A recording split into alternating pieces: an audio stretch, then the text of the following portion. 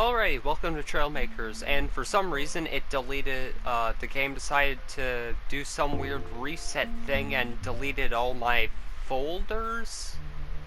I, I don't even know. But today, actually, I want to take a look at some of my old unfinished projects, or at least some projects that I want to maybe restart. So, we're gonna start this off. I actually didn't have a plan for what vehicles I was gonna cover, but let's start with the Panther 2 I showed off. Now, even just looking at this, it's too short. It's not, it doesn't look A, long enough, B, wide enough, and C, I don't know, it just doesn't look right. This one definitely needs an update, though this would have been one of the first, like, tanks that I would have actually built when I started on PlayStation. Or, well, that's debatable, because I used to have a very nice T-34-85, but since, for some reason, there's this weird thing where if your game crashes, it, like, deletes all your builds for whatever reason. So, yeah, that happened. I've mentioned that a lot, and I'm sorry if you're tired of hearing that, but, you know, it's just me. But yeah, the Panther 2, there's not much to say about it. There's definitely a lot I would want to change about it. Definitely things regarding how the turret is shaped, because it's shaped okay, but it definitely could be better.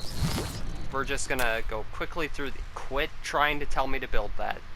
I'm not telling you. Oh right, and it reset my sensitivity in the controller.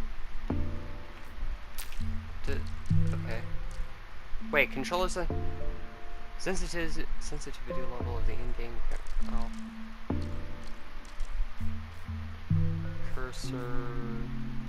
Cursor sensitivity. Definitely not 5.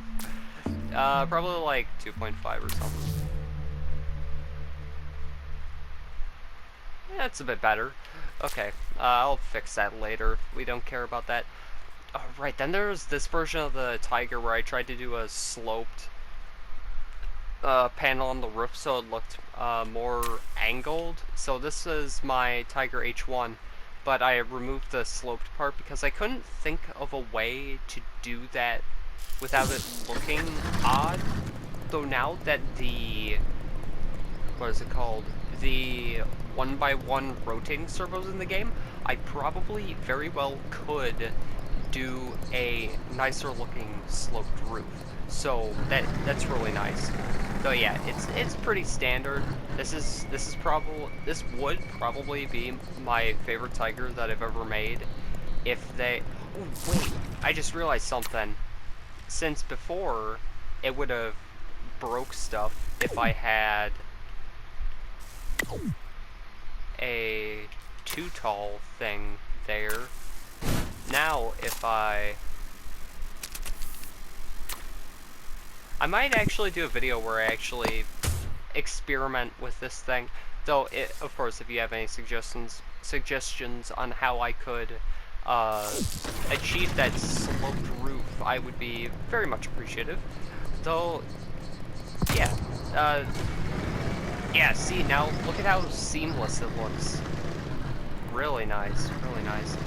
Again, this would be my favorite if I could just get that angle correct, because the problem I'm having with it is figuring out, as you can see, it is 3 distinct slopes, and I need to figure out a way to have this be filled in, which might not be entirely possible, and also the roof being sloped, which I'm assuming I'd probably have to use these wedge corner blocks, but I don't know.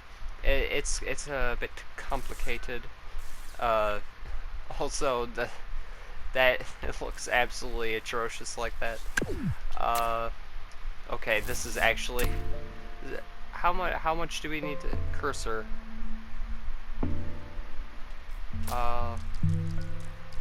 3 cursor slowdown multiplier. Controller's dead zone. How fast do I need this to be? Yeah, 3.5. There we go. That's much better. I should have set it to that in the first place. I guess I could show you the old P1000, but nah, I'll wait till after.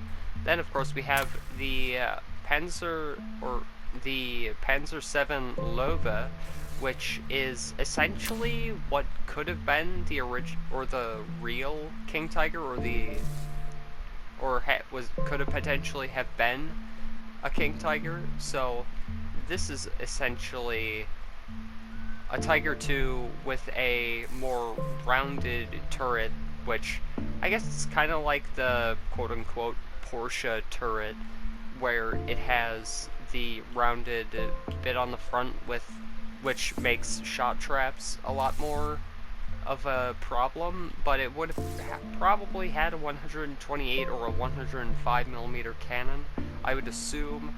Though this is actually one of my favorite of the paper panzers from World War II, which, yeah, I want to build a Sherman, but it's just like, I don't know how to do the... Alright, let me drive this around for you. I tried doing the tracks like this, but I'm probably gonna need to make a much better hull if I'm gonna get this thing working properly. Though it handles quite nice, as it is right now. I mean, at least it's got that going for it. And then, of course, the turret traverses. Though this is definitely one of my favorites. It's a really nice vehicle. Also, I had to give it a turret ring that, so if we look in here, it's a piston turret ring, because otherwise the gun would collide with the hull, and then you wouldn't be able to get any gun depression, which, if you don't know, is a quite important feature on tanks. So, yeah, that is the Löwe, which, very nice in my opinion, but definitely needs some work. Definitely needs work. Let's look at the E100. Technically not a paper panzer since its hull was made, but the turret is definitely up for speculation on what that could have been. So yeah, the E100, I used 3 of those tracks for whatever reason. Honestly, I probably could have used the method I used on the Löwe for this thing. It probably would have been much easier, because this looks atrocious. So yeah, this one is definitely gonna need some work. Though, honestly, the E100 is probably my favorite of between the Mouse and the other super heavy tanks. Which, if you don't know, there's more super heavy tanks out there than just the Mouse and the E100. There is also the American T95, I'm pretty sure it's called. Then the French, after World War I, made the Char 2C, which is pretty garbage if you if you closely take a look at it. And I'm pretty sure Britain had one because they had the Tortoise, but then again, I'm not sure if that's considered a super heavy tank or just a heavy tank destroyer, which, you know. Let's see, what else do we got? Looking at the list. Jeez, I have way too many builds. Are there any things I haven't shown off? Alright, I guess there's the Panzer IV hull that I made, but that's not really too noteworthy. Then, of course, you have the experimental walker that I made that uses gyro stabilizers to stabilize the feet as it actually walks, so that way you don't actually have to set controls for the lower legs, which it actually does work, because I expanded upon that design and made this mech. If you haven't seen that video, I made this little... Okay, can this stop popping up on my screen? Holy... So yeah, I made this little guy. So it's just got simple armament, submachine gun, tank cannon, very simple. It can traverse the gun up and down. So yeah. Then also an example of it walking. It actually walks pretty smoothly. So as you can see, the gyro stabilizer is maxed out, so it keeps the foot as level as it can be.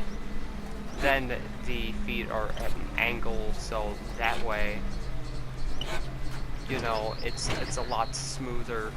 And of course, they also have to bend as, like, you know, you can whenever you're making a mech, just like think about how you would walk and how that, and like think into depth on how that works, and then you get a pretty okay idea at how you can implement that into the game or into a walking cycle. At least that's how I see it. But yeah, and I'm pretty sure there's a camera. Oh, there's also flares. Oh, there's a camera. Oh, so yeah. Yeah, there's also flares, you get those. Alright, then whenever you start walking, it turns on those, like, little lights on the back, which I thought that was it. And the vent I put on the back also makes it look like this thing has a little face to it, which I didn't realize until, like, after I built it, so. Yeah, this one, I'd say it's a pretty simple mech, and of course that radio receiver or sender, whatever it's called, doesn't have a control. It's just there for decoration, essentially. I also, let's see. Oh right, I forgot. Yeah, this project might be being resumed shortly, maybe. And I also plan on redoing the Whirlwind, just because after looking at it recently, I realized, yeah, this actually looks pretty bad. It could have been handled a lot better. I also updated my clone gunship, or my LATTI, so we can take a quick look at that. God. Okay, that does that. That does that. Okay, that does take off. Man, this thing's really nice to fly though. It's a bit heavy in the air, but it's still really nice to fly. So yeah, you have 2 tank cannons up top, you have 2 flak cannons on the front, which I might replace those with lasers, depending on how I'm feeling about applying this. You have the 2 ball guns on either side to, you know, I was originally going to have 2 have rocket pods on the wings, but, complexity, you know, which is the biggest killer of all my good ideas. Anyway, but yeah, this thing, pretty simple to fly. It could be faster, but you know, I don't think that really matters with this thing. Okay, go back. Sorry, chicken. Oh, I got both of them. Okay, there we go. Let's see if we can line up a shot. There we go. Yeah, this thing is probably, but honestly, I should use it. Wait, actually, no, that's not a bad idea to use this vehicle against all the Mega Drills in the Pioneers campaign. I don't think that would be too bad of an idea. I forgot how this thing lands.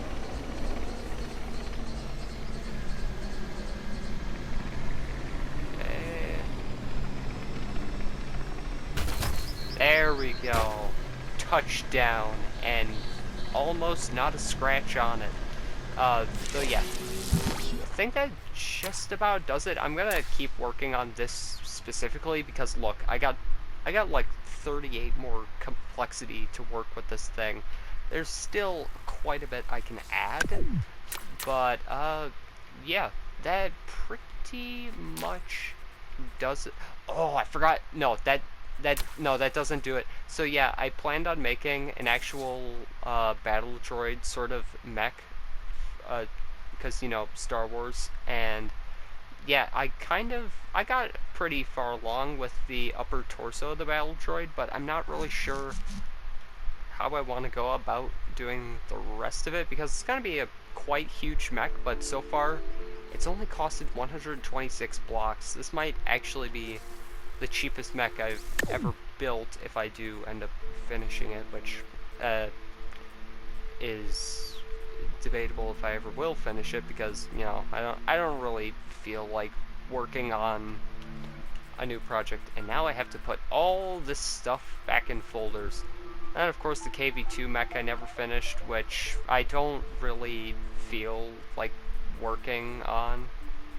Alright, then there's the T-72 that I built a while back that I never showcased, which I think turned out pretty good, other than the fact that now that it's done, I feel like it's not wide enough. Oh, and I also lowered the sideways traction so you can drift with it a little bit. So yeah, it's a pretty simple tank. So yeah, also the T-72 is, other than the Oplot, the T-72 is my favorite, why did I say it like that? Favorite. No, it's my favorite Soviet-style tank, which I'm just calling it a Soviet-style one because, in my opinion, beyond the T-60, all Soviet tanks pretty much look the same. I'm just gonna say it. Except for the T-90. I think that's the only one that, like, really breaks the mold.